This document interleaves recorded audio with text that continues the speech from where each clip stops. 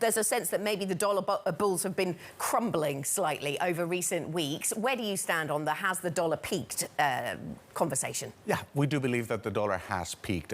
What we have seen is, for example, we turned very hawkish on inflation back in June of 2020. We expected inflation to push the Fed in terms of tightening. And in May of this year, we turned the other way. We expected now inflation to have peaked. And therefore, for the Fed, if they were to go too far, to impact adversely the economy. We do believe that inflation is coming off the highs, and as a result, the Fed will not be able to deliver as many rate hikes as it is predicting, or the markets, and hence the shift for the dollar has already started. So you thought inflation had peaked in May, or you were seeing signs of it? So yes, exactly. So in May we wrote a piece out saying we're expecting inflation to have peaked or peaking. It's very difficult, of course, to put a particular amount to it, but yeah, we thought this was the end of that inflationary cycle. Okay, Mark.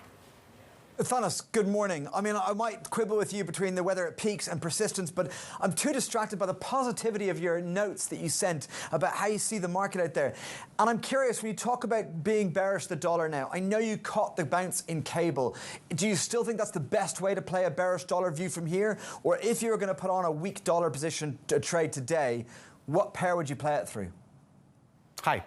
Yeah, definitely. In terms of the cable, as you rightly said, we turned positive cable in the midst of the crisis at 107.77 early in September. But the move from 107.77 to the 120 has been a sterling move. That's a GBP move. We believe that cable will continue to appreciate, but on the back of the dollar move. So we see a dollar weakening, taking cable higher, as well as the euro dollar, and also the yen, which still remains the cheapest currency out there. So we turned negative dollar yen at around 136.